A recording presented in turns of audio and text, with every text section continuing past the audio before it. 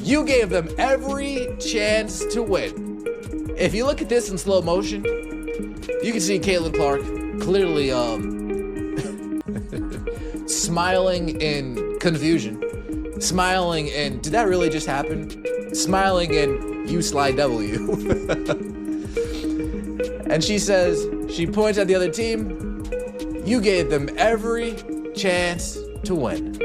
Oh, goodness gracious.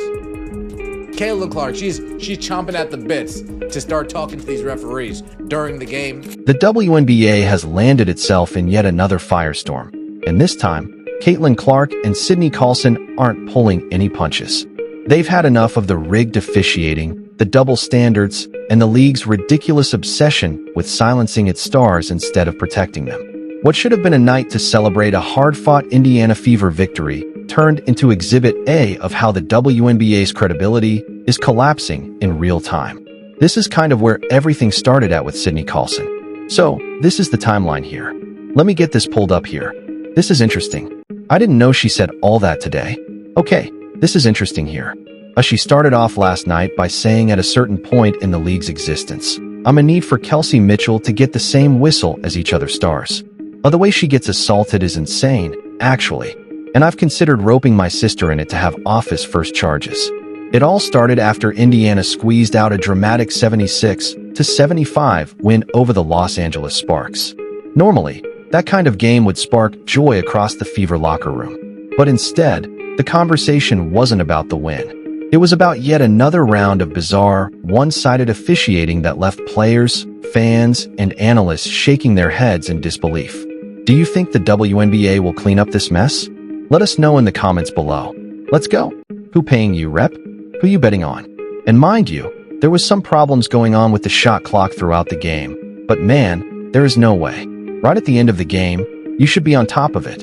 You telling me you're not paying attention to when some hands touch that ball? Come on, man. And then to reward them with the timeout like, fam, that's crazy work. Look, caught Caitlin Clyde like what? What is going on here? Like, no. Kayla ready to run the floor, fam. Let's rewind to the second quarter. Kelsey Mitchell, Indiana's other scoring machine next to Caitlin Clark, drove hard to the basket. She beat her defender clean, and then in full view of the arena, she got grabbed and yanked mid-drive. Not nudged, not lightly bumped, yanked. The foul was so blatant that even the people in the last row of the nosebleeds could see it. Everyone expected the whistle, but the referee's silent. They swallowed it like the foul didn't even happen. Mitchell, tough as nails, finished the layup anyway, but the damage was done. The Fever bench went ballistic. There is one referee. We definitely have to check for betting slips for this guy right here. I think his name is like Aunagazzi because it sure seemed like he did not want to let the Fever take away this win, making the last 1.9 seconds last almost 5 minutes. He was just like letting them call a reset timeout, and then he was like, no, it's a foul.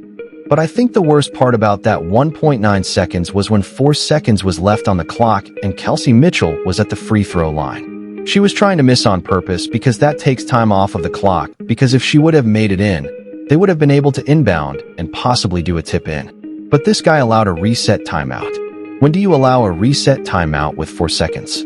That's when Caitlin Clark, sitting injured on the sideline, but locked into the game as always, lost it. She stood up shouting at the referees, waving her arms, screaming, "Call it! Call it!" Her energy set the tone. Then Lexi Hall jumped up too, furious at the no call. And what did the referees do? They slapped Hall with a technical foul. Let me repeat that. The player who got fouled got nothing. The player who committed the foul got to keep playing. And the teammate who dared to be upset about the injustice was the one punished. If that's not rigging, I don't know what is. That's what everybody saw in that game. Like, it didn't really matter what was going on. We all knew what was happening. We all knew what was happening there, and the game was being given. The game was absolutely being given to the Sparks. They were giving the Sparks every single chance possible to go and win that game. Even though realistically, did they deserve to win that game? Hell no. Hell no. They did not. And I mean that they did not deserve to win that game. And the Fever weren't the only ones furious. Watching from her living room, sidelined with a torn ACL, Sydney Colson had seen enough. She grabbed her phone and fired off one of the most viral tweets of the season.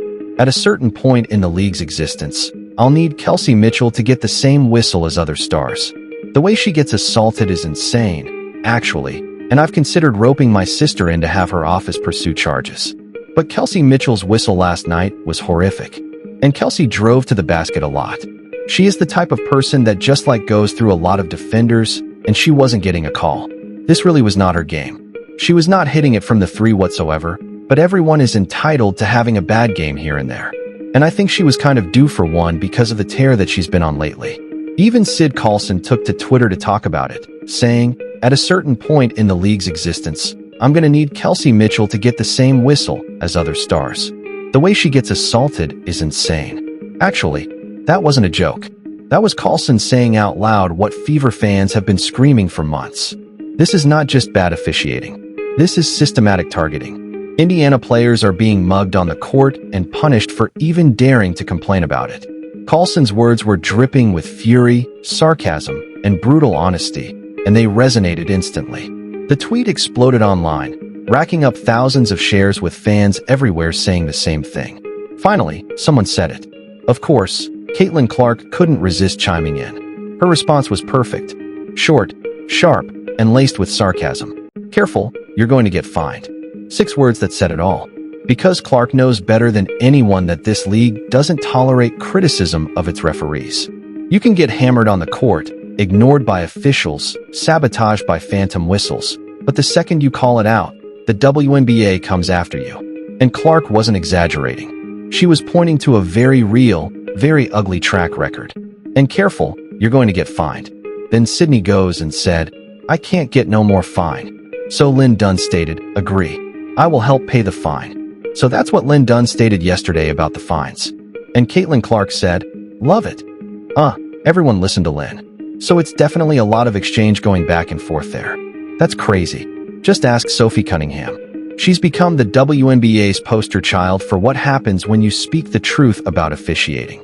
Cunningham has been fined not once, not twice, but 3 separate times for daring to question the refs. Her first crime, lip-syncing to a TikTok song that mocked referees as stupid and useless. Boom. $500 gone. Then she dared to criticize inconsistency on her own podcast. Another $1,500 fine.